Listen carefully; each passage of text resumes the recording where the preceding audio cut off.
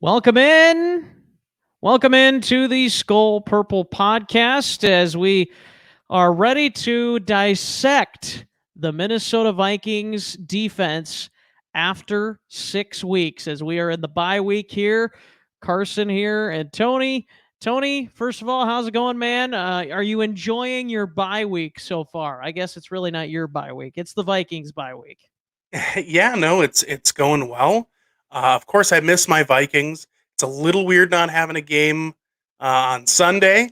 I had my dad actually reach out to me and he asked, "What are you doing on Sunday?" And I said, "I don't think a whole lot of anything." And he's like, "You want to get together for the game?" And I said, "There's no game." And then we shared a moment of silence together. So no, I I'm enjoying my week, but boy, it's hard to replace Vikings football.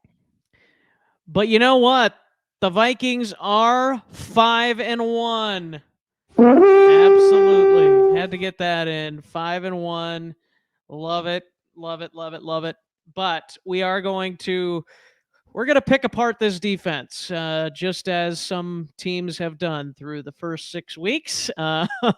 No, no slight intended, but we are going to talk about it because we want to see this defense be better, and we want to see this team make a playoff run. Right? Like that's what we're hoping for.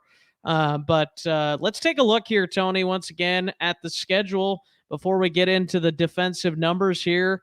As we showed you on the Fan Express line the other day, um, Green Bay getting that win, of course. The Philadelphia game being the really just if everything went wrong for a Vikings game, that's exactly what the Philadelphia game was, pretty much. And the fact that we still had a shot in that second half was kind of surprising. Obviously, the offense couldn't do anything in the second half, so that's why we couldn't make a comeback, partly.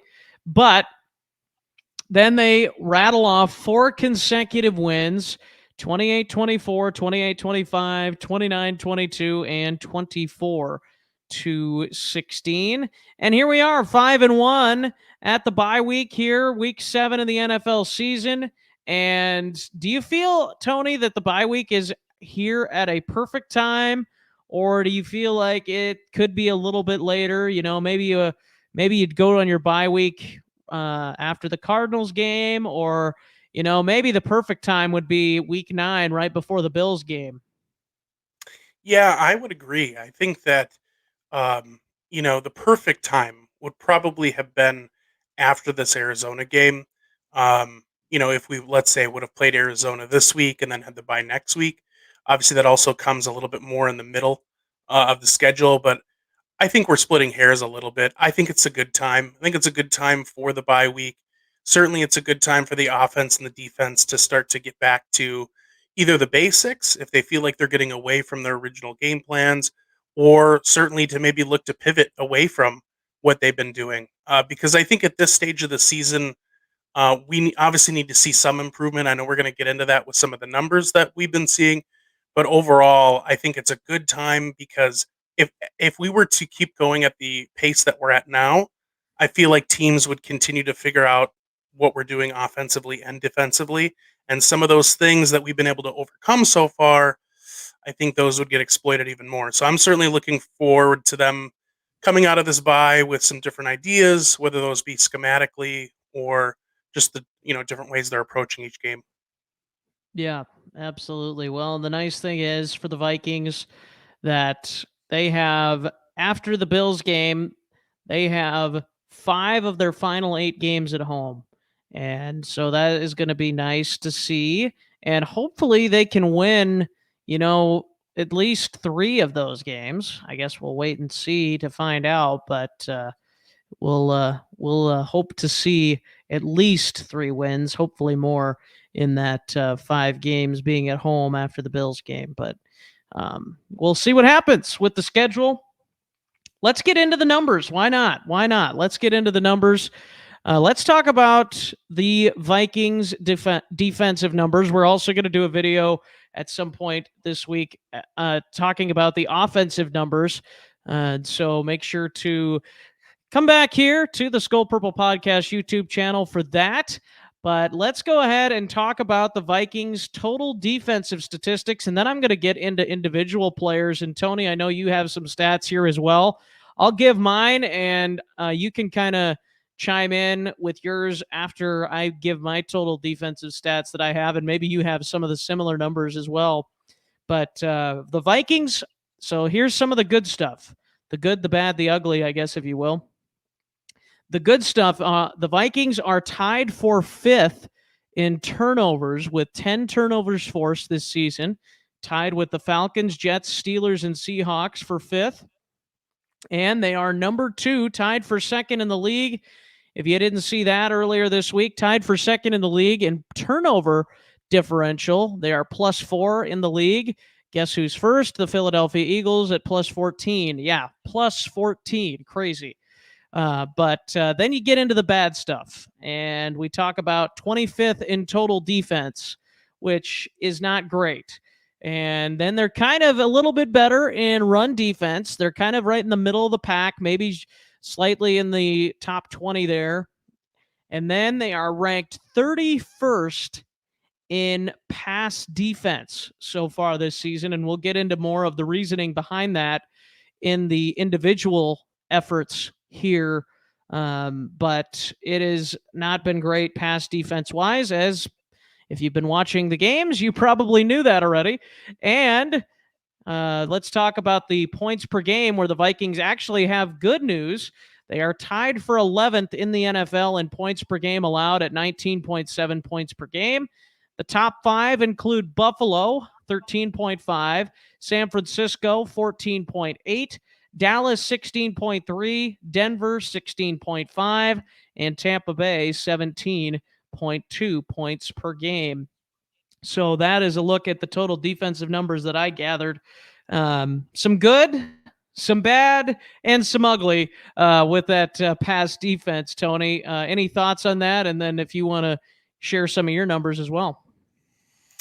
Yeah, I mean, overall, I think that this team it's just very different from what we've seen in years past. I've had a few discussions about this with some other fellow Vikings fans that, I just think as a fan base, we need to let go a little bit more of the Zimmer era. Um, Personally, for me, I know this I include myself in that group where watching the defense be this bend but not break type of defense is it's hard to watch sometimes because I think we've become so accustomed to these Mike Zimmer defenses, and I wish I had the numbers in front of me, but for many of the years that he was head coach of this football team, our defense was regularly in the top 15, top 10. Certainly, we had some years where we were even a top 5 defense. So when you get used to seeing that week in and week out, and certainly, that's why we had such a shock the last 2 seasons because it hasn't been that way. And certainly that led to Zimmer's exit, I think. Um, but it's still a shock to the system when I think we're so used to feeling like, oh, this team is improving. Why don't we see that on the defensive side? And I just don't think that this team is built that way anymore. I think we're built a lot more like kind of the rest of the league is going, which is a focus on offense. And really, your defense is there to be opportunistic, to get turnovers, and to really just do enough to let the offense outscore the opposing team's defense. So, I don't, the numbers and what you stated does not surprise me. But I think as a fan base, we need to start getting a little bit more comfortable with the bending that we're seeing. We just don't want to see as many breaks. I'm a little tired of the breaking. Bending, Yeah. I'm okay with. Yeah, absolutely. Any of the numbers that you want to share here? Yeah, thank you, Carson. So I think looking at the defensive numbers for our squad. So I'm just going to run through what we have raw numbers here. So currently, through the first 6 weeks of the season, the Vikings are averaging surrendering, because again, these are all defensive statistics. The Vikings are averaging surrendering 19.6 points a game. So we'll just say about 20 points a game. We are currently giving up about 112 yards on the ground, which is actually not bad. Um, Granted, it helped us out that we held up really well against Chicago and Miami. Respectively, we gave up 78 and 73 yards the last 2 weeks on the ground. So those were a couple of great games for the run D. So, and Yeah. round of applause for the run defense. Uh, currently, we are currently we are giving up 188 yards per game to wide receivers. That is not good, Carson. That is very bad. Um, this was actually something that surprised the heck out of me. Maybe it wasn't surprising for all of you that watched the game on Sunday. The Vikings gave up 312 yards just to wide receivers last week. So Gesicki had probably the rest, huh? no, that was excluding Gesicki. Yeah, or you're talking about, yeah, you're correct. Yes, to your point, Gesicki got 69 yards on top of the Nice. 312 yards that went to Not receivers. for the Vikings, though. Yeah, total we gave up almost 500 yards last week. So let's just not talk about last week. No. Yeah, um, right. and then actually, that's a great segue, though, Carson. For tight ends, we're giving up about 59 yards a game, and that is a weak spot. That has turned out to be a weak spot for this ball club. Looking ahead, I don't think we have a ton to worry about with Arizona or Buffalo. Zach Ertz is Ertz, getting maybe? older. They don't True. use him as much. Yeah. I don't fear Dawson Knox in Buffalo at that spot.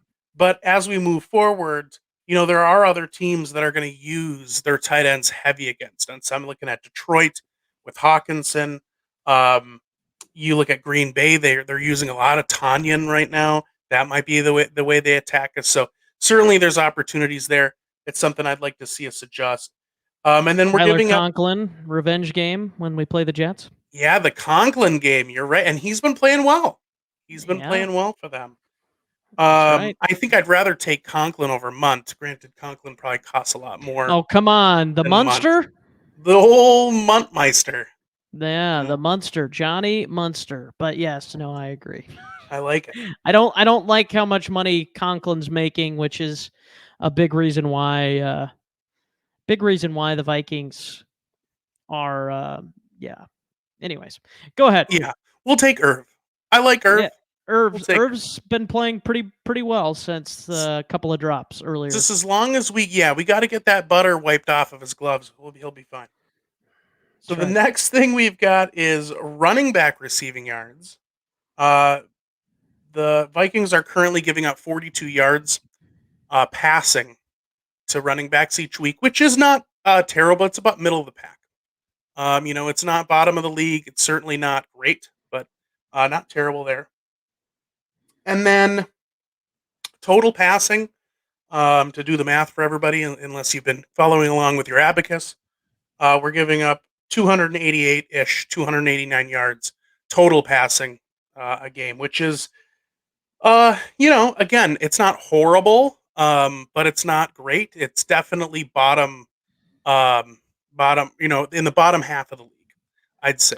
Well, according It's to what I said, according to ESPN's defensive stats, Tony, they are the second to worst team in passing yards.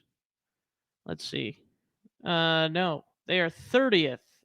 They're 30th in passing yards allowed this season. So they are the only two teams that are worse are the Falcons and the Steelers. So it's 30th. They are 30th in passing yards allowed. So I guess maybe that rank is a little bit maybe includes the pass rush a little bit. I don't know. it could. I mean, it's certainly. I know it's below average. I can tell you that. Yeah. Yeah. It's certainly below average. A big part of that is all the yards that we're giving up to receivers. I mean, Yeah. that's absolutely the biggest glaring weakness, which is, something that I think we can debate on, right? Is it Peterson? Is it Dantzler? Is it Harrison Hold me closer, regressing? Tiny Dantzler. That's right. Is it the back end? Is it the safeties?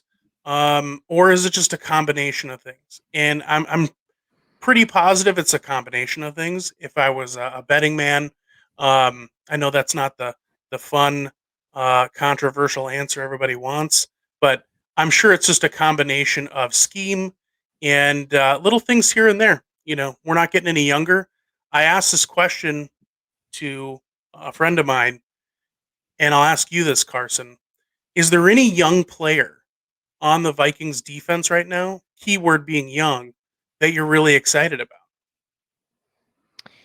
Yeah, I'd say I'm excited to see what Cam Dantzler can do going forward because he's been pretty decent this season. He's made some key plays for the Vikings. I think I'm excited for Andrew Booth Jr. We haven't seen him much. I'm excited for Caleb Evans, and I'm excited for Lewis Seen.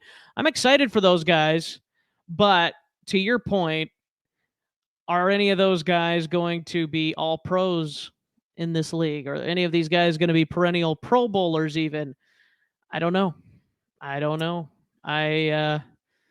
Yeah, after that, it kind of goes downhill after those guys for sure. Yeah. Yeah, and I think that I am also excited about those guys. I just don't feel like we've had anybody step up where Right. we're saying this is the next Harrison Smith or this is the next Xavier Rhodes. Right. Um, this is the next Anthony Barr.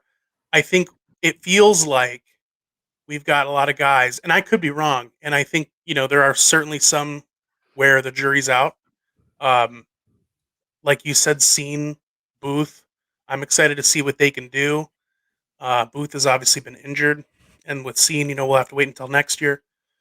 But I just feel like some of these other guys, it feels like we're excited because they might be serviceable starters, but I don't see any stars yet. And Right. it scares me because the stars that we do have are not getting any younger.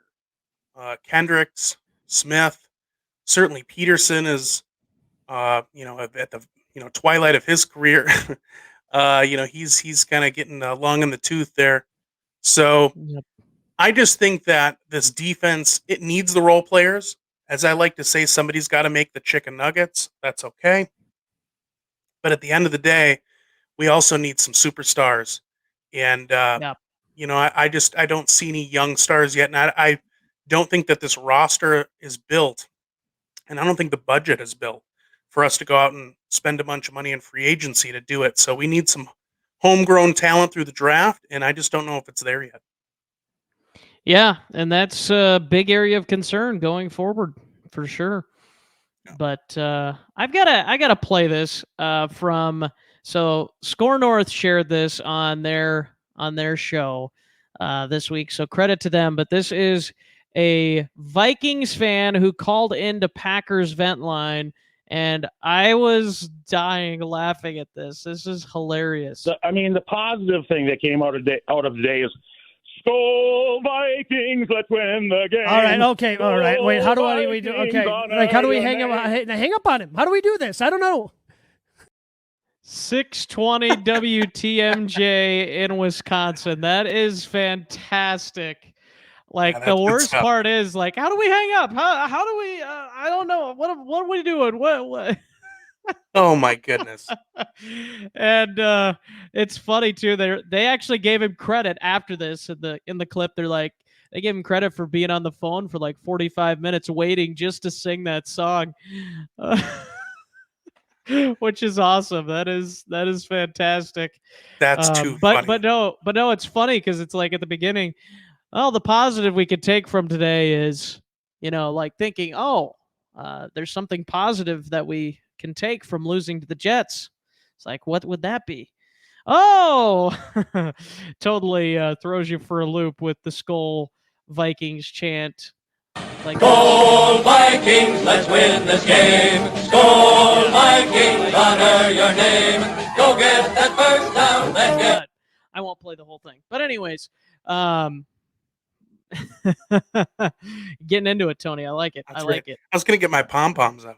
Yeah, get our dance moves going here. That's right. But we will shield your eyes, and we Yeah, will I don't think anybody. We might for lose my subscribers. yeah, No. we might find a few down here after this, but let's go ahead and get into the Vikings defense PFF grades, individual players, and Nerd it alert! is nerd alert. It is nerd alert because PFF, nerds. But let's go ahead and get into it. Let's start by talking about Chandon Sullivan, who I think has been one of the worst players defensively for the Vikings this season. And he ranks as PFF's 90th corner out of 108. And he is 98th in coverage with a 42.2 coverage grade. And again, that's 98 out of 108. There's only 10 people worse than him in coverage in the league. And yeah, that is not good. But as I told you before the show, Tony, the good thing about Chandon Sullivan has been his run defense. He is a top 15 run corner, and so is Patrick Peterson. Both of them are doing well as run corners. And Patrick Peterson actually is rated, according to PFF, as the number 18 corner in the league so far this season, which is pretty outstanding. And Cam Dantzler for the Vikings as well is 31st in the cornerback rankings so far this season. So he is basically, I would call him a number 2 type of corner, a pretty solid number 2 corner for the Vikings. And Patrick Peterson, at least grade wise, according to PFF, and again, you can maybe take grains of salt with some of these numbers, but he's considered 18th best corner in the league, which, it's not too bad. We'll take it. But like I said, with Chandon Sullivan, that's the thing that is concerning, because I think a lot of people have been taking advantage of Chandon Sullivan in the passing game. I don't know what your thoughts are on that, Tony, but I think that's been something teams have been targeting. And I'm going to go ahead and talk about the linebackers, and then I'll backtrack to the safeties. But I think part of the problem has been with the linebackers in coverage too. So first of all, Eric Kendricks and Jordan Hicks are rated 56th and 59th overall at linebacker out of 80. So they are below average linebackers so far this season, grade wise. And Jordan Hicks is 75th out of 80 in coverage as a linebacker this season. And Eric Kendricks, you think maybe he's better? He's got to be better, right? No, he's not. He's 77th in coverage out of 80 linebackers. So I think just by talking about those guys, along with Chandon Sullivan, it's pretty easy, Tony, for us to see why so many of these teams are having success throwing the football on the Vikings. Yeah, and I think what's so surprising about that, in particular, what you just said, was I feel like that was such a bright spot, or such a strong part about Kendrick's game, was his coverage ability. Yeah. And I feel like where he, maybe struggled a bit in years past, and it could be just because of his size, was, once we got down into stopping the run and things like that. So I feel like if he's struggling in coverage, when that's really what separated him from, kind of a, starter level linebacker to, a Pro Bowl candidate, that's a bit concerning to me. Yeah, absolutely. So they've been pretty decent in the running game to be able to have the grade that they have overall, but that's interesting. And then going with the safety spot, Harrison Smith, who is the best safety on the team, which should be nobody's surprise, but that also is correct in the grades, which his grade may have increased after this past weekend with the forced fumble and the interception. But he's number 37 still in the league at safety. Out of 70, let's see, no, out of 87 qualifying safeties, he is rated 37 so far this season. And so that's above it. Like, yeah, I guess it's above average. Yeah, above average as a safety so far this season. Not great. Just for a comparison, let me see if I can pull this up here quick, if I can find it. But just for a comparison for the rest of his career, see if I can find Harrison Smith, number 37. All right, so according to PFF's grading system, last year he was rated as the 11th best safety. 2020, he was the 14th best safety. 2019, he was the third best safety, 13th in 2018, first in 2017, not a surprise, and because that was the year they went to the championship, and then 75.1 grade for 23rd back in 2016. So this is the worst grade of Harrison Smith's career, except for the 2013 season when he had a 65, when he was graded 65th as a safety, and that was his second year in the league. So um, I think it's safe to say, Tony, we're seeing a regression from Harrison Smith. Yeah, and I think that certainly allowing for the fact that, there's room for improvement this year. Maybe he's been dealing with a little something that we don't know about. And he finishes really strong. Certainly, I think we can hope for that.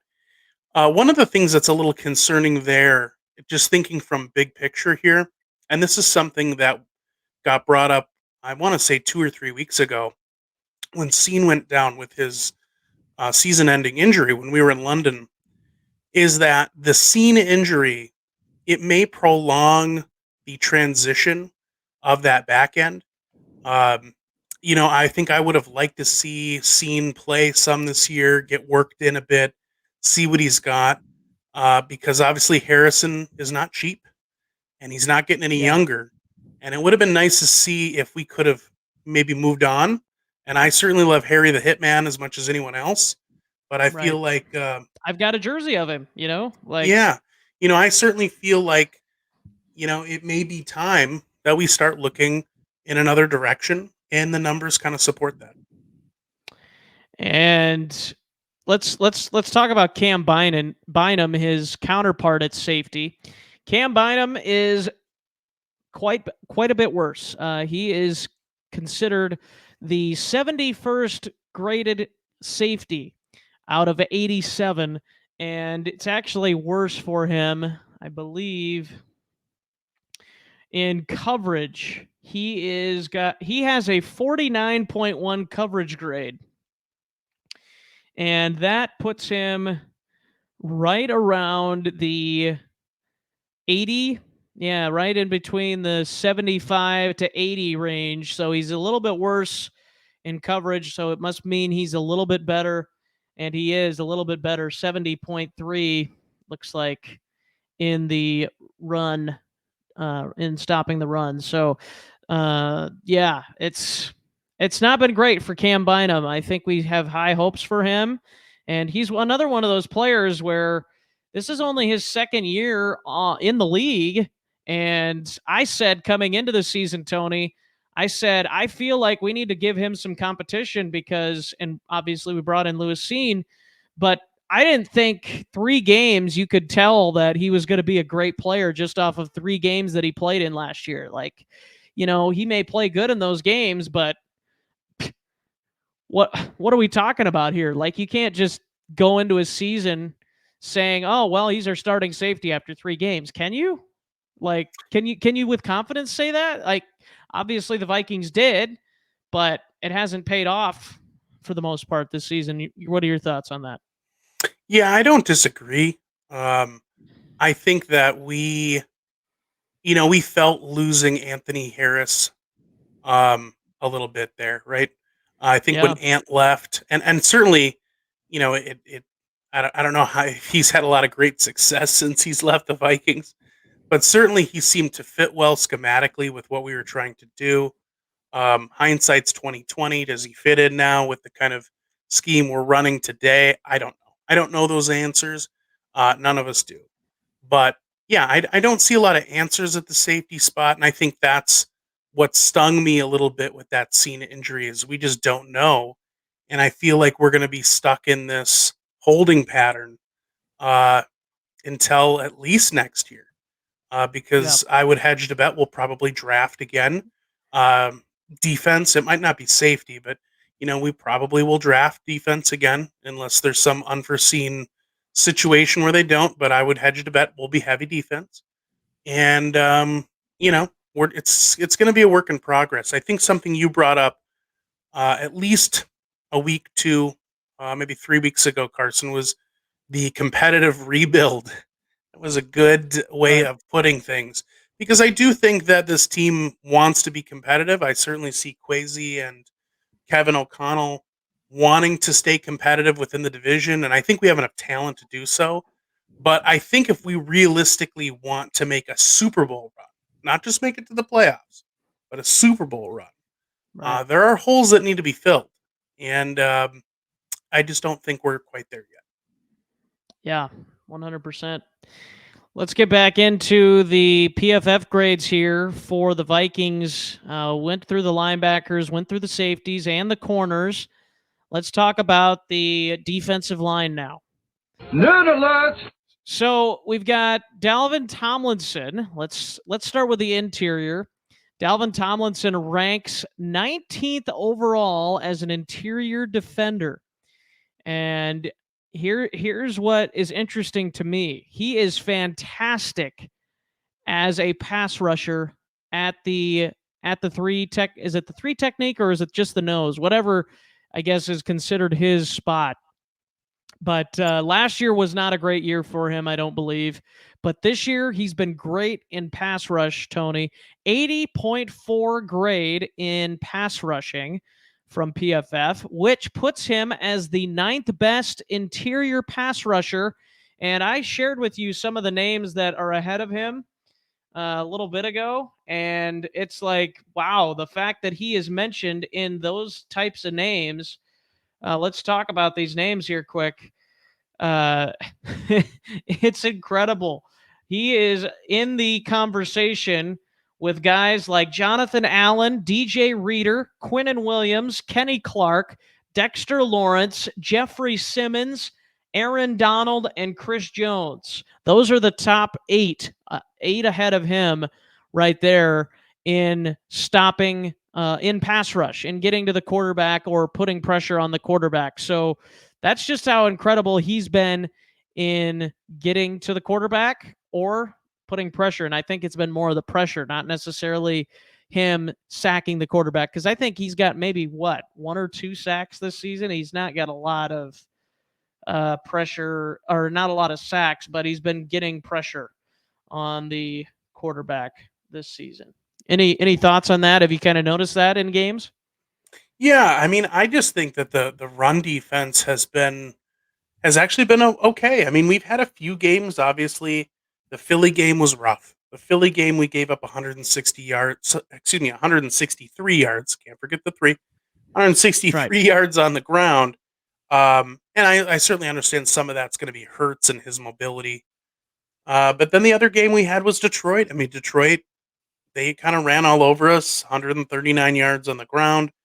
But if you look at the other games, I mean, we've got 2 games at 111, and then the last 2 weeks were sub 100. I mean, Chicago and Miami both couldn't break 80 yards total on the ground. So I think the front has been pretty good. And even though I feel like we've discussed on this show, maybe we feel like Daniil has maybe had a bit of a slow start, or we felt like, man, Za'Darius could have made more of an impact in maybe the first 2 or 3 weeks. I think it's starting to come together a bit. I like to see that defensive line gel. And boy, I'll tell you, if we can continue to get regular pressure, so Ed Donatel, I'm going to give a secret. Dial it pressure. up. Dial it Yeah. up. I think we've got enough talent to to get to the quarterback, to make them uncomfortable, and that's how you make a defense that's soft against the pass look halfway decent. Because if they start getting interceptions and then all of a sudden you're starting to mask some of those weaknesses or shortcomings of the defense. So I really do think the defensive line has done well. I just hope they continue to do well. And boy, if we could crank it up even another notch, I think again we could overcome some of the weak spots that we've seen in the secondary. Well, it is interesting, though. Dalvin Tomlinson, I know you mentioned the run defense. So he's been really good in pass rush, but the bad thing for him is he's actually been pretty bad or below average in run defense. He's got a 60.3 run defense grade this season. But let's talk about Harrison Phillips, who is ranked 32nd as an interior defender this season. He has a pretty solid run defensive grade at 72.7, but he's basically the opposite of Dalvin Tomlinson, as he has a very poor pass rushing grade at 56.4. So basically, you've got Harrison Phillips as the run defender in the interior, and then you got Dalvin Tomlinson as the pass rush guy in the interior. And yeah, I mean it's interesting how they contrast there, but as we mentioned with some of the other defenders too, the guys that haven't been good in coverage, they've been pretty decent in the run, and as you mentioned, the run defense hasn't been too bad, and I think that's part of it. Jonathan Bullard, another guy that's seen some pretty good time in the middle there. He ranks 55th as an interior defender, and I mentioned this to you before the show, Tony. He is 0.1 points behind Armon Watts, the former Viking, at the number 54 spot. So, boy, we really messed up that by not letting Armon Watts go. He's 0.1 better than Jonathan Bullard.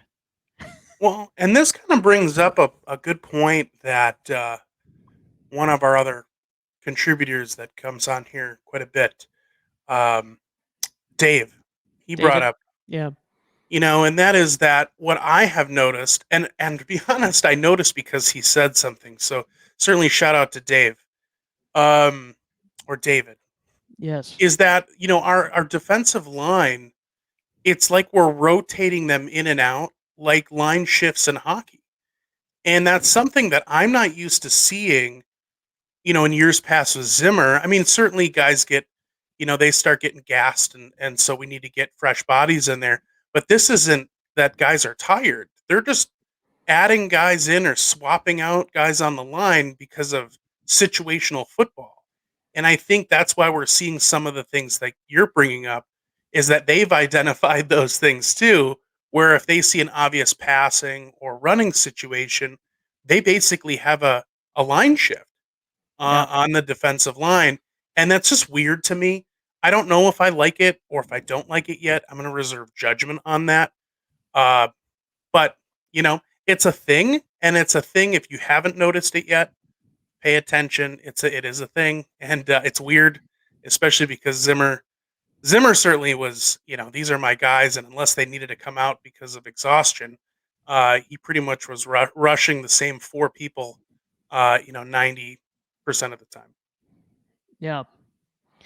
Absolutely. Well, let's talk quickly about the last two guys that I want to mention, and those are our outside rushers. Nerd alert! Daniil Hunter is ranked as the 21st edge defender this season, while Za'Darius Smith is ranked 15th. And actually, if you did not see this on Twitter, Za'Darius Smith actually is both top 3 in pressures, and I want to say he's top 3 in sacks. I believe. Let me do some checking on that quick. But any thoughts on those two and their performance so far this season? Yeah. While you check on that, Carson, I'll talk for a little bit. So one of the things, and I don't know if you saw this, but what I really liked was, and who knows if the media put this together or if this was something that they decided to do. I hope it's the latter because that would be even cooler to me as a fan and really I think just speaking to team culture. But after the Dolphins game, when they of course go to the locker room, they ask some questions, they do some interviews. They ended up interviewing Hunter, Za'Darius, and Ronald Jones as a trio all together, and kind of like their little squad, and they asked them if they had a group name, right? If they were to name their defensive line, and they said, we're BMF is what they said, and you guys can fill in the rest, but it starts with bad, and then second word starts with an A, and then I'm sure you could figure out what the other two letters meant. But No idea. again, whatever you think about the name they chose, I just love the fact that there's a swagger that's starting to come about on that line because I think you need to have that. I think on a good defensive line, any good defender, whether they're an interior defender or out on the edges, you need to have a little bit of swagger. You need to have a little dog to you where it's like, I'm going to win, you're going to lose, and I'm going to impose my will upon you. And I like to see that starting to come together. And I think that's one thing that Za'Darius brings to the table for Daniil, because as much as I really like Daniil and I think he's extremely talented, he seems to me, and I could be totally wrong, he seems to me like he's a little bit more of the mild-mannered type, where he's a little more quiet. And that's where I think guys like Za'Darius and Everson Griffin, if we were to go back a little bit, I think that's it. You need those guys. You need those guys that are the rah, guys to get the rest of the squad pumped up and ready to play. So I think Za'Darius has been good for Daniil. I think we've seen that group as a whole continue to progress. And if we continue to see them progress, we should have a pretty darn good line as we go throughout the rest of the season. Okay, so I figured it out. It's not sacks, but it is tackles for loss. Tackles for loss that he and Za'Darius Smith. So Za'Darius Smith is in some really good company here. He's got Micah Parsons in a statement with him here. So that's pretty good news. The only two players in the NFL ranked in the top 3 for tackles for loss and pressures this season are Micah Parsons and Za'Darius Smith. So they've got some good numbers right there. Za'Darius Smith has 9 tackles for loss. Micah Parsons with 8 on the year, and Smith has 5.5 sacks. Parsons with 6. So quite the year for both of those guys. And the defensive line has been playing fairly decently. I think the lack of a pass rush, maybe from Harrison Phillips, is a little bit concerning, and maybe that's why some of the other pass rushers haven't been able to get to the quarterback as well because they've been paid more attention to. I don't know, but it'll be interesting to see also too if Ed Donatel decides to bring more blitzes, like you mentioned, dialing up the pressure coming up here in the second half of the season. But we'll have to wait and see what happens with the Vikings defense. So hopefully you enjoyed this. We had lots of PFF grades there. Nerd alert! So nerd alert indeed as we bring you that stuff. But Tony, any closing remarks on the defense? As we said, we'll do an offensive side that probably will be a lot shorter than this defensive side has been. But let's get your final thoughts here. Yeah. No, I think we've said most everything we needed to say as far as what we want to see going forward. Progression, how are they going to innovate and continue to evolve this year? The last piece of data I'm going to provide as we close today, or at least as I close, is if we look at all of the defensive touchdowns we've given up, touchdowns we've given up defensively, as bad as we've been against receivers, we're actually pretty good at defending against touchdowns to receivers. We're only giving up about a half of a touchdown, if that was a thing, um, to receivers each week. Where we really need to see progression as it comes to protecting the goal line is against the run, actually. We're pretty below average against rushing touchdowns. Currently, the Vikings are giving up, let's see here. Let's see, 6, 8. We've given up 8 rushing touchdowns through 6 weeks. So, not a great statistic there. I would like to see them tighten that up as much as it seems like we've done a bit better against the run in the open field, or at least before the goal line or the red zone. It seems that the weak spot is when we get backed up against our own end zone. Um, we're letting them through, and we need to tighten up. So, like I said, I don't mind the bending, bend but don't break defense. It's just I'm seeing too much breaking. So let's get back to bending, not so much breaking. That's right. Very good. I think that's a good way to end it. And hopefully the Vikings can continue this on towards a Super Bowl, right? Because we want to party with the Lombardi. That's right. Preferably before we croak. That's right. So once again, appreciate all of you tuning in for this video, and looking forward to talking about the offense next here on our YouTube channel, Skol Purple Podcast. Make sure to follow us on social media. Put a little something in the Venmo if you're feeling generous, and we are getting closer to the holiday season, so we'd appreciate it. And of course, as always, Skol. Go.